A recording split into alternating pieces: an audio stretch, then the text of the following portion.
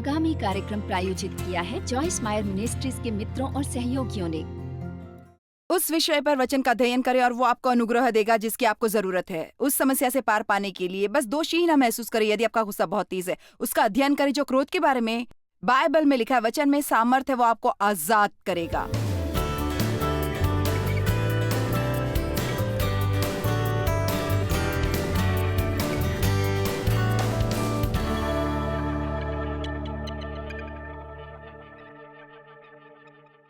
परमेश्वर कौन है, ये इस सप्ताहांत इस सीरीज का नाम है। और आप शायद सोचिए ये कितना अनोखा शीर्षक है। खैर, मैंने सोचा ये काफी आकर्षक है और असल में हम ये अंदाजा भी लगाते हैं, असल में हम ये धारणा भी चला रहे हैं कि इस शीर्षक पर एक किताब लिखे, क्योंकि मेरे ख्याल से बहुत से लोग थोड़ा बहुत परमेश्वर के बारे में जानते हैं, पर उन्हें उसे और गहराई से जानने की जरूरत है। उन्हें उनके बारे में कहीं और ज्यादा जानने की जरूरत है और उन्हें और भी अंतरंग और व्यक्तिगत तरीके से जानने की जरूरत है। मैं हमेशा लोगों को बताती हूँ, यीशु इसलिए नहीं मरे ताकि हम सबको एक धर्म मिल सके, वो मरे ताकि हमें गहरा अंतरंग व्यक्तिगत रिश्ता परमेश्वर से रख सके मसीह के जरिए। जब यीशु क्रूस पर मरे तो मंदिर में उस वक्त जो भौतिक मंदिर वहां मौजूद था, वहां एक बहुत मोटा पर्दा था जो 3 फीट मोटा था, जो परमेश्वर की उपस्थिति से लोगों को अलग करता था और केवल महायाजक वहां अंदर जा सकता था, और वो भी 1 साल में 1 बार। और वो अंदर जाता लोगों के पापों के लिए बलि चढ़ाने को। वहां एक बाहरी आहता था और फिर भीतरी आहता, पर यह फिर परम पवित्र स्थान जो परमेश्वर की उपस्थिति का था, लोग इससे अलग किए गए थे 3 फीट पर्दे द्वारा। जब यीशु मरे तो वो पर्दा फट गया, जिसका हवाला दिया गया कि स्वयं ही, और उसमें कोई भी इंसानी हाथ नहीं था। नीचे से ऊपर नहीं, ऊपर से नीचे, क्योंकि वो इतना ऊंचा था कि कोई भी मनुष्य वहां नहीं पहुंच सकता था। और परमेश्वर ने ये किया, बस ये तरीका था ये बताने का कि जब यीशु मरे तो रास्ता खुल गया परमेश्वर के अंतरंग उपस्थिति तक जाने का। अब हर कोई अंदर जा सकता था, बाहर जा सकता था, अंदर जा सकता था, बाहर आ सकता था। और इसलिए यीशु मरे ताकि हमारे पाप क्षमा किए जा सके, ताकि हमें अनंत जीवन मिल सके। और इस बीच जब हम यहाँ हैं, हमारा परमेश्वर के साथ एक अंतरंग रिश्ता हो सके। मैं आपको ये बता दूं, परमेश्वर ने आपके लिए बहुत कुछ रखा है।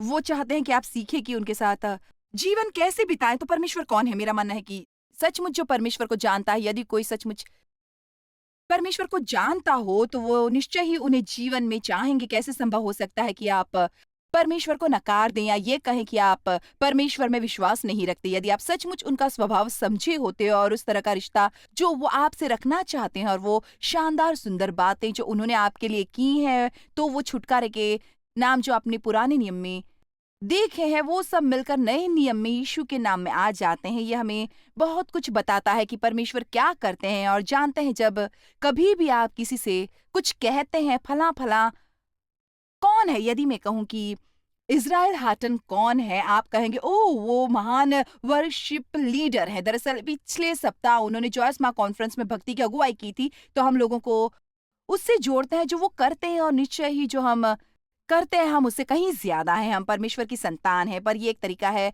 जिससे हम लोगों को जानते हैं कि वे क्या करते हैं। तो इस सप्ताहांत अब हम उनकी तरफ देखते हैं कि परमेश्वर क्या करते हैं। तो मैं वापस जाकर उस पूरे क्षेत्र को दोबारा कवर नहीं कर सकती जो पहले ही कर लिया है, पर आज हमारे पास 3 ऐसे क्षेत्र हैं जिन पर हम बात करेंगे, और कल के लिए 4 और हैं। तो मेरे लिए प्रार्थना करें।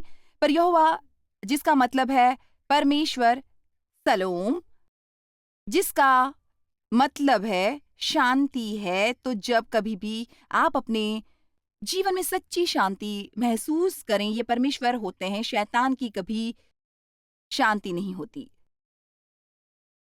संसार कभी शांति नहीं लाता। यीशु शांति के राजकुमार हैं।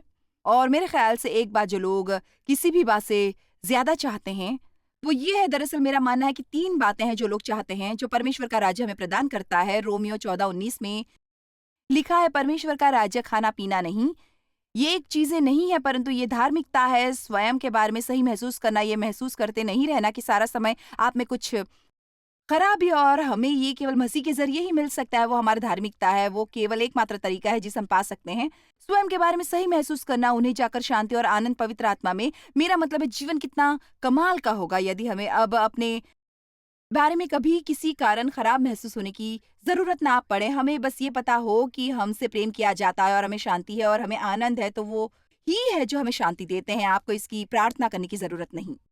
तो परमेश्वर की उपस्थिति आप में से कितने ये कहेंगे कि ऐसा वहां महसूस नहीं होता जहां आप करते हैं, और इसलिए हमें ये जानने की जरूरत है? पता है, ये अद्भुत शांति है। ये तब और भी ज्यादा बढ़ता है जब हम भक्ति करने लगते हैं। ये है परमेश्वर हमारे जीवन में। इसलिए मैं ये सुझाव दूंगी कि आप शांति के राजकुमार के साथ रहें ताकि आप सारा समय निराश और हताश ना हो, बिल्कुल भी नहीं। वाह! क्योंकि हमारे लिए एक बालक उत्पन्न हुआ। मैं फिर से आपको ये बताना चाहूंगी, ये अद्भुत शांति, ये तब और भी ज्यादा बढ़ता है जब हम भक्ति करने लगते हैं। आप शांति के राजकुमार के साथ रहें, आपको आपको बहुत अच्छा लगेगा। यशायाह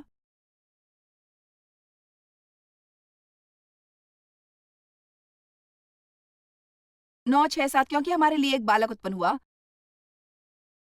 हमें एक पुत्र दिया गया और प्रभुता उसके कांधे पर होगी, और उसका नाम अद्भुत, युक्ति करने वाला, पराक्रमी परमेश्वर, अनंत काल का पिता और शांति का राजकुमार रखा जाएगा। उसकी प्रभुता सर्वदा बढ़ती रहेगी और उसकी शांति का अंत न होगा। मुझे ये बहुत पसंद आता है कि जितना ज्यादा अपने जीवन पर उन्हें प्रभुता करने देते हैं, उतनी ही ज्यादा हमें शांति मिलेगी। उसकी प्रभुता और शांति साथ साथ चलते हैं।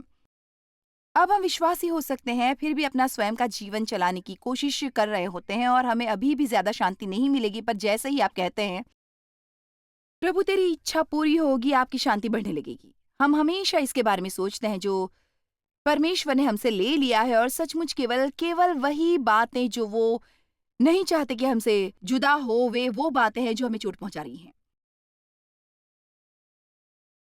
इफिसियों 2:14 में लिखा है, क्योंकि वही स्वयं हमारी शांति है, क्योंकि वही स्वयं हमारा मेल है, एक तो और एक रास्ता का बंधन है, जिसने दोनों को, यहूदी और अन्य जातियों को, एक शरीर कर लिया और ढा दिया, तबाह कर दिया, समाप्त कर दिया। अलग करने वाली दीवार को जो बीच में थी।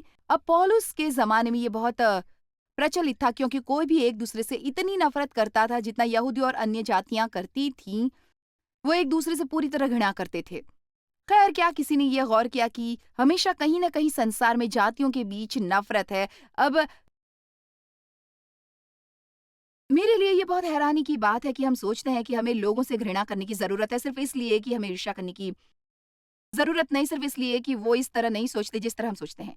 आपको किसी से सहमत होने की ज़रूरत नहीं, एकता में रहने के लिए देव और मैं बिल्कुल अलग हैं।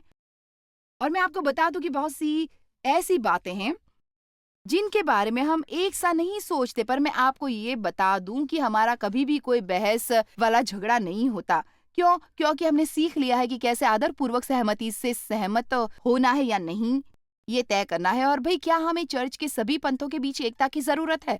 समय आ गया है कि कुछ बातों के विषय में हम झगड़ना छोड़ दें जिसमें हम सहमति नहीं दर्शाते, और यीशु के नाम और लहू पर बंधुत्व करने लगे। और यही एक बात है जो मुझे बहुत पसंद है उन कॉन्फ्रेंस के बारे में जो हम करते हैं। मैं काफी हद तक आपको गारंटी दे सकती हूँ, हमारे पास यहाँ हर धर्म के लोग आते हैं, जो धर्म आज मौजूद है, और कुछ जिन्होंने अभी तक अपना मन भी नहीं बनाया, और मुझे ये बहुत पसंद है। आप जानते हैं क्यों? क्योंकि परमेश्वर का वचन सबके लिए है, और परमेश्वर का वचन सबके जीवन में एक ही तरीके से काम करता है। इसलिए ये सचमुच इस शास्त्र वचन को पसंद करती हूँ। इसमें लिखा है कि मसीह में हम सब एक हो जाते हैं। और ऐसा क्यों है? क्योंकि मैं जो कुछ भी हूँ, इसका सिला मैं मसीह को देती हूँ, और हर वो चीज़ जो मैं नहीं हूँ, मुझे उन पर भरोसा करना पड़ेगा कि वो इससे निपटे। तो जब मैं ये समझ लेती हूँ कि वो मेरे एकता के सूत्र हैं, फिर मुझे स्वयं की तुलना किसी और से करने की ज़रूरत नहीं पड़ती, मुझे उन्हें नीचा दिखाने की ज़रूरत नहीं पड़ती। यदि वो मेरे तरह नहीं है और मुझे स्वयं को नीचा दिखाने की ज़रूरत नहीं पड़ती, यदि मैं उनकी तरह नहीं हूँ। शांति पाना अद्भुत होता है। मुझे अन्य लोगों से ईर्ष्या करने की ज़रूरत नहीं पड़ती कि मेरी हैसियत और मेरा मूल्य केवल मसीह में है। यीशु हमें एक अलग किस्म की शांति देते हैं। मैं आज आपको शास्त्र वचन की ओर नहीं मुड़ने दूंगी, ये एम्पलीफाइड में बहुत लंबा है, पर यूहन्ना 14:27 में ये लिखा है, मैं तुम्हें शांति दिए जाता हूँ, अपनी शांति तुम्हें देता हूँ, जैसे संसार देता है मैं तुम्हें नहीं देता। अपनी विशेष शांति अब मैं तुम्हें देता हूँ और तुम पर डालता हूँ। और फिर एम्पलीफिकेशन में लिखा है, तो स्वयं को व्याकुल करना और डरना बंद करो। मुझे ये भाग पसंद है। यीशु ने कहा, देखो मैं तुम्हें अपनी शांति देता हूँ और अब तुम्हें इस शांति को थामे रहने की जरूरत है और हर बात जो हो रही है उसके बारे में परेशान होना बंद करना होगा, क्योंकि यदि सचमुच तुम जानते हो कि मैं कौन हूँ तो आप ये जान जाएंगे कि आपको उसे पूरे कबाड़ के बारे में चिंता करने की जरूरत नहीं। परमेश्वर के साथ रिश्ता रखना कितना बहुमूल्य है, ये कमाल का है। पर फिर मेरी सबसे मनपसंद शास्त्र वचनों में से एक है, और उन शास्त्र वचनों में से एक जो सचमुच मेरी मदद करता है बजाय किसी और के कि सचमुच मैं शांति की ओर बढ़ सकूं, वो ये है जिसे मुझे देने के लिए यीशु मरे। वो मिलता है 1 पतरस 3:11 में, और मैं आपको अंतिम आधे का हवाला दूंगी क्योंकि इसमें ये लिखा है कि हमें शांति के पीछे लगना है। यदि आप आधे पर नीचे देखें, यहाँ लिखा है, खैर हम बस इसे पढ़ेंगे। वह बुराई का साथ छोड़े और भलाई ही करे, वह मेल मिलाप को ढूंढे, एकता को डर से विघ्नहीनता उत्तेजित करने वाले जुनून और नैतिक संघर्ष और उस यत्न में रहे। बस केवल परमेश्वर के साथ शांति में रिश्ते की इच्छा ही ना करें, अपने बंधुओं के साथ और स्वयं के साथ पर उसके पीछे लगे, उसके पीछे जाएं। तो यहाँ हम देखते हैं 3 अलग अलग रिश्ते जहाँ हमें शांति का प्रयत्न करने की जरूरत है। मुझे स्वयं के साथ शांति की जरूरत है, आपको स्वयं के साथ शांति की जरूरत है।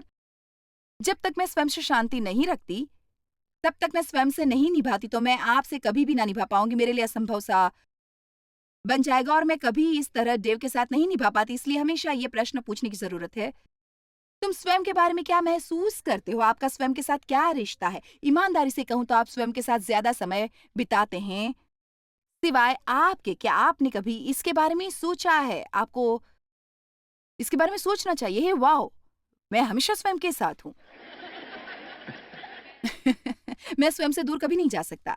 इसलिए जिस तरह आप स्वयं के बारे में महसूस करते हैं वो उससे कहीं ज्यादा महत्वपूर्ण है जो कोई आपके बारे में महसूस करता है।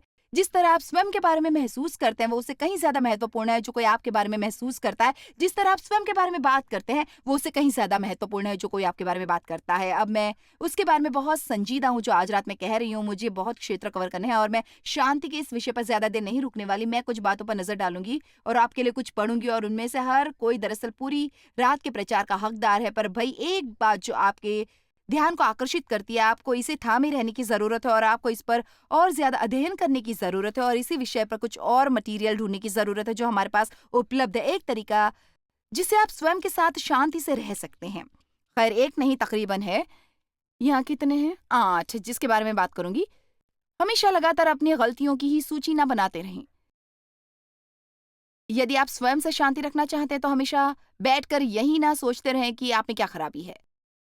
परमेश्वर आपसे हर बात में निपटेंगे जब वो इसे चाहेंगे, और पवित्र आत्मा उन बातों को लिए आपको आरोपित करेगा जिन बातों का आरोप वो आप पर लगाना चाहते हैं। स्वयं के अन्य लोगों से तुलना करना बंद करो और हमेशा उनके साथ मुकाबला करना। आपको किसी और की तरफ प्रार्थना करने की जरूरत नहीं है। आपको शास्त्र वचन मुंह जुबानी याद करने की जरूरत नहीं है, क्योंकि कोई शास्त्र वचन मुंह जुबानी याद करता है। उस दिन मैं एक और जाने माने बाइबल शिक्षक के साथ थी और उसने बात करते करते एक टिप्पणी की। वो किसी बात में बढ़ाई नहीं मार रही थी। उसने कहा उस दिन जब मैं कुछ मुंह जुबानी याद करने की कोशिश कर रही थी और उसने बाइबल की एक किताब का नाम लिया, और मैं उन दिनों को याद कर सकती हूँ जब इस बात ने मुझे असुरक्षित महसूस कराया, क्योंकि मैं बैठकर शास्त्र वचन का बड़ा भाग बैठकर याद नहीं करती। ये बस मेरा काम नहीं है। मैं टनों शास्त्र वचन जानती, पर मुझे ये मालूम है अपने उन सभी सालों में जब मैं वचन की शिक्षा देती रही हूँ, और मैं बहुत से शास्त्र वचनों का हवाला दे सकती हूँ। पर यदि आप इस समय मुझसे कहें या फिलिपियों की पूरी किताब का हवाला दे सकती तो मुझे ना कहना पड़ेगा। पर मैं ऐसे बाइबल शिक्षकों को जानती हूँ जो ऐसा कर सकते हैं, और मेरे ख्याल से ये शायद बहुत शानदार बात है। पर आप देखिए, हम कभी आजाद नहीं होते जब तक हमें किसी और से मुकाबला करना होता है और हम महसूस करते हैं कि हमें वो करने की जरूरत है जो वो करते हैं। आमीन।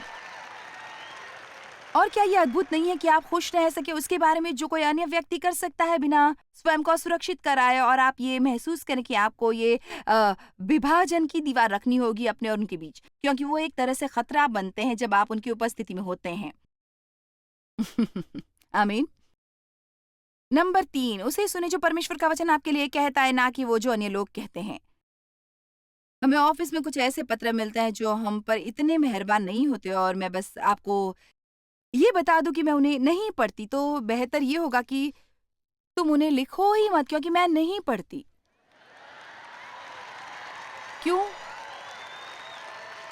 शैतान मुझे काफ़ी मुसीबत में डालने की कोशिश करता है, मुझे कोई और नहीं चाहिए जो उसकी मदद कर रहा है। मुझे सारा समय ये सब बातें जानने की ज़रूरत नहीं है, हमारे स्टाफ में कोई उनको नहीं पढ़ता और यदि हमें एक बात पर काफ़ी पत्र मिले तो शायद वो आकर मुझसे इसका ज़िक्र करते हैं, क्योंकि मैं कभी किसी में सुधार नहीं लाना चाहती। यदि आप उन सारी बातों को सुने जो सभी को आपके बारे में कहनी है तो आप क्या करेंगे? पागल हो जाएँगे। मुझे परवाह नहीं कि आप क्या करते हैं, पर आप बस ऐसा नहीं कर सकते। यदि आपको स्वयं में शांति रखनी है तो अतीत को जाने दो और आगे बढ़ो भविष्य की ओर।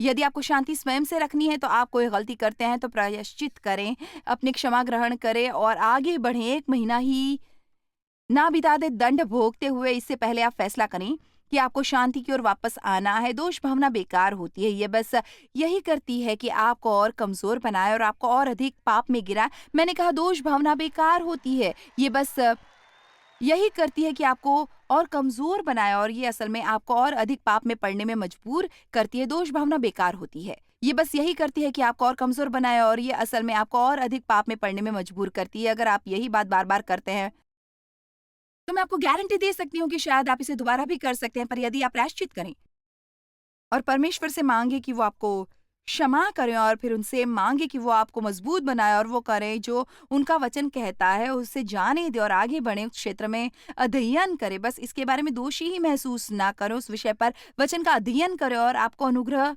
मिलेगा जिसकी आपको ज़रूरत है। बस दोषी ही ना महसूस करें। वचन में सामर्थ्य है आपको आज़ाद करने की, दोष भावना में सामर्थ्य नहीं। फैसला करिए। हाँ। देखो ईमानदारी से कहूँ तो शायद आप में से कुछ ने कभी भी 2 सेकंड भी नहीं दिए होंगे इस पर विचार करने के लिए कि आप स्वयं के बारे में क्या सोचते हैं। आपका स्वयं से एक रिश्ता है और आपको स्वयं से अच्छा रिश्ता रखने की ज़रूरत है। अब मुझे उम्मीद है कि ये ज़्यादा घमंडी और अभिमानी नहीं महसूस कराएगी क्योंकि मेरा ऐसा करने का मतलब नहीं है। पर मैं स्वयं को पसंद करती हूँ। मैं एक तरह से स्वयं का आनंद लेती हूँ। पता है मैं कई बार फ़नी होती हूँ और कई बार मैं थोड़ा पागल और जानते हैं मैं कुछ दिलचस्प किस्म की बातें करती हूँ उन बातों को लेकर। उस दिन हम यहाँ पहुँचे हम जहाज़ पर बैठे थे, हमारा नंबर निकाला गया और कस्टम एजेंट जहाज़ पर आया जो हमेशा बहुत समय लेता है, तो वो जहाज़ पर आया। पता है वो हमेशा आते हैं मेरे ख़्याल से वो जानबूझकर मुझे देखने की कोशिश करते हैं, मुझे पता नहीं पर ऐसा है। वो कहता है तुम कनाडा किस लिए जा रहे हो? तुम वहाँ कितने अरसे तक जाओगे? क्या तुम कुछ लाए हो? तुम कुछ बाहर ले जा रहे हो? और फिर वो मुझसे कहता है, वो कहते हैं तुम यहाँ क्या कर रही हो? मैंने कहा मैं यहाँ कॉन्फ्रेंस कर रही हूँ। और वो कहता है तुम्हारी कंपनी का नाम क्या है? पर मैंने सोचा है कि उससे कहना कि तुम्हारा नाम क्या है? तो इसलिए मैंने कहा हम हैं डेव और जॉयस मैर। उसने कहा नहीं तुम्हारी कंपनी का नाम। मेरा दिमाग बस शून्य हो गया। ओह! मैं अपनी खुद की मिनिस्ट्री का नाम नहीं सोच रही थी और अंत में मैंने कहा ओ जॉयस मैर मिनिस्ट्रीज और वो उस पर भी हंसा। तो अंतिम कॉन्फ्रेंस जिसमें मैं गई थी पहली बार मैंने ये कि अपने पूरे जीवन में 37 साल तक शिक्षा देने में मैं अपनी बाइबल भूल गई, तो उस कॉन्फ्रेंस में मैं अपनी बाइबल भूल गई। सचमुच दिलचस्प है। और मैं सोच रही थी कितनी मूर्ख लग रही हो तुम। मैं बस सोचती थी कि ये बस फनी था। जब आप खुद पर हंसना सीख लेते हैं तो आप सचमुच आनंददायी समय बिता सकते हैं। उस हर छोटी छोटी बात के लिए जो आप गलत करते हैं, क्रोध करना बंद कर दें। फैसला लें और आत्मविश्वास से भरे रहें। कई बार स्वयं को दोयम ना जाने, दूसरे लोगों के पास जाकर पूछे कि आपको क्या करना है। हेलो आज परमेश्वर से ये एग्रीमेंट कर लें कि आप अपने खुद के मुंह से कोई नकारात्मक बात नहीं निकालेंगे। आप परमेश्वर के साथ शांति कैसे रख सकते हैं? हमारे पास इन पर बहुत सी चीजें हैं। अपने जीवन पर नियंत्रण करने की कोशिश करना बंद करें और ये जान लो कि आपका समय उनके हाथ में है। परेशान होना बंद करें क्योंकि परमेश्वर देर कर रहे हैं, इसमें वो जल्दी नहीं करेंगे। चाहे इसमें कितना भी समय लगे तो उतना ही समय उसमें लगेगा परमेश्वर पर नाराज ना हो, क्योंकि वो आपको वो हर चीज नहीं देंगे जो आप चाहते हैं। उनके पास एक बेहतर योजना है, उस योजना से जो आपकी मनुष्य का मन अपनी योजना बनाता है, परंतु परमेश्वर उसके कदमों को निर्देशित करते। परमेश्वर ने अंत में मुझे ये सिखाया, जब तुम मेरे में कुछ मांगती हो तो तुम्हें वो नहीं मिलता। ये इसलिए नहीं कि मैं तुम्हें उससे रोक रहा हूँ, वो इसलिए कि मेरे मन में इससे बेहतर है। आप शायद कुंवारी हैं और कहे मैं उस व्यक्ति से शादी करना चाहती हूँ, और परमेश्वर शायद कहे सचमुच तुम्हें नहीं करनी चाहिए। आप शायद चाहते हैं कि मैं करना चाहती हूँ, पर मेरा भरोसा रखिए कि आपको सचमुच ऐसा नहीं करना चाहिए। यदि आप परमेश्वर में शांति चाहते हैं तो वही करें जो वो चाहते हैं। परमेश्वर बहुत बार एक रहस्य होते हैं और हम हमेशा ये नहीं जानते कि वो क्या कर रहे हैं। हम आगे का जीवन जीते हैं पर हम उसे समझते हैं पीछे जाकर। जब आप अपने जीवन से गुजर रहे होते हैं तो आप कहते हैं कि ये क्या हो रहा है, और फिर मेरा मतलब है मैं बस वो बातें जिन्होंने सचमुच मुझे चिंतित किया है और मुझे परेशान किया और मेरी सेवकाई की शुरुआती वर्षों में मुझे इतना हताश किया है, तब मुझे बिल्कुल ये समझ नहीं आया था। पर अब मैं यहाँ से उसकी तरफ पीछे मुड़कर देख सकती हूँ और मैं उनमें से हर बात की ओर इशारा करके कह सकती हूँ, इसलिए परमेश्वर उसे इतनी देर तक चलने देते हैं, इसलिए परमेश्वर ने मुझे इस मुकाम पर रखा, इसलिए परमेश्वर ने मुझे तब छुटकारा नहीं दिया जब मैं चाहती थी। और वह आपकी मदद करते हैं आपको बनने में जो परमेश्वर चाहते हैं कि आप बने। उस बात का अंदाजा लगाना बंद करें कि परमेश्वर आपके जीवन में क्या कर रहे हैं। आप कहेंगे ये सब क्या हो रहा है। मैं बस आपको ये बता रही हूँ कि आपको ये करने की जरूरत है उस मुकाम पर पहुंचने के लिए जहां आप शांति पा सकें। 2 थिस्सलुनीकियों 3:16 में ये शास्त्र वचन ऊपर दिखाऊंगी, मेरे ख्याल से ये बहुत ही अद्भुत है। 2 थिस्सलुनीकियों 3:16, प्रभु जो शांति का सोता है, अपने राज्य की शांति आप ही तुम्हें सदा और हर प्रकार से शांति दे। हर परिस्थितियों में और हर हालात में जो भी आए, प्रभु तुम सबके साथ रहे। क्या आपको ये शास्त्र वचन पसंद नहीं? ये कमाल का है। फिर अंत में आप लोगों के साथ और अधिक शांति कैसे रख सकते हैं? क्या किसी को उसको थोड़ा और चाहिए? खैर, आप केवल तभी लोगों के साथ शांति पा सकते हैं जब आप तैयार हैं उस रूप में स्वीकार करने के लिए जिस रूप में वो हैं, और ये जान लें कि केवल परमेश्वर उन्हें बदल सकते हैं। केवल परमेश्वर उन्हें बदल सकते हैं।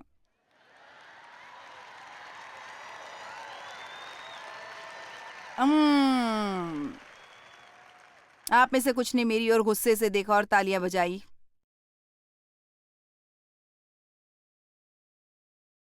खैर, मैं उन्हें बर्दाश्त नहीं कर सकती जैसे वो हैं, और अब परमेश्वर ने आपको बर्दाश्त किया। आमीन। देखिए, ये डील है। यदि आप किसी के साथ रिश्ते में है जो आपके लिए कठिन है, पर आपको ऐसा महसूस होता है कि आपको उनके साथ रिश्ता रखने की जरूरत है, फिर ये समझ लें कि परमेश्वर आपको कभी नहीं कहेंगे कि ऐसे मुकाम पर रहें और आपको वहां रहने की और खुश रहने की योग्यता ना दें। इस कमरे के इस भाग में मुझे लगता है कुछ खराबी है। यहाँ पर केवल यहाँ के लोग ही तालियां बजा रहे हैं। ये सब ठीक यहाँ से आया, ये छोटी सी भीड़। ऑल राइट, मैं यहाँ जाकर कोशिश करूंगी।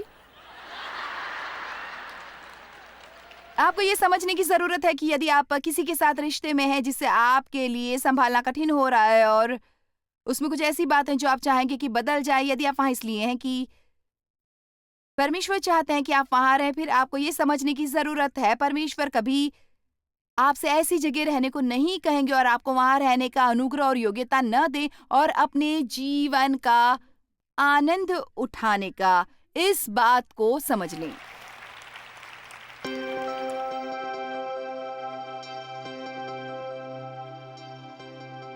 बाइबल अनेकों नाम इस्तेमाल करती है परमेश्वर के अलग अलग हवाले से। एलोहीम, एल शदाई, यहोवा राफा, यहोवा नीसी, अलग अलग नाम। और बहुत बार हम ये नहीं समझ पाते कि उनका अध्ययन करना कितना मुश्किल है, क्योंकि परमेश्वर का हर वो हवाला हमसे बात करता है और हमें सिखाता है उनकी मुक्ति के एक और क्षेत्र के बारे में हमारे जीवन में हर क्षेत्र में। और जब आप उन सब का अध्ययन करते हैं तो आप उनकी प्रतिज्ञाओं के बारे में सीखेंगे और उनके बारे में और भी जानेंगे कि वो कौन है और वो हमारी शांति है, हमारे दाता है, हमारी धार्मिकता है। वो हमारे लिए हमारी लड़ाइयाँ लड़ेंगे। आपके जीवन के लिए आपको अद्भुत सामर्थ्य मिलती है यदि आप परमेश्वर के नामों को जानें। हमारे साथ बने रहे, इसके बाद में तुरंत वापस मिलूंगी।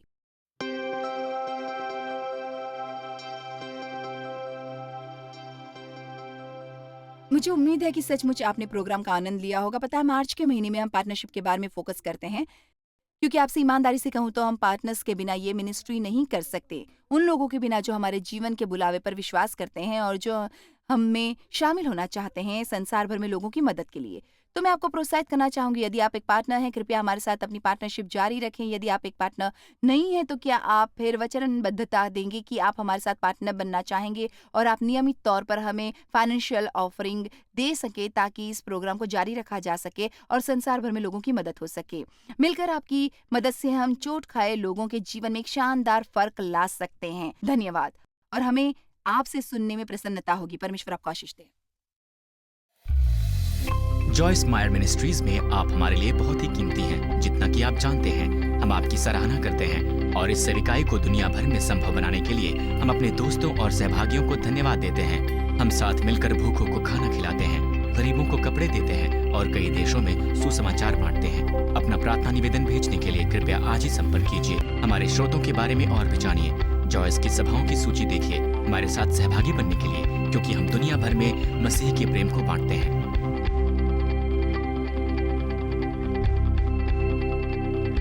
इसका खर्च उठाया है जॉयस मायर मिनिस्ट्रीज के मित्रों और सहयोगियों ने।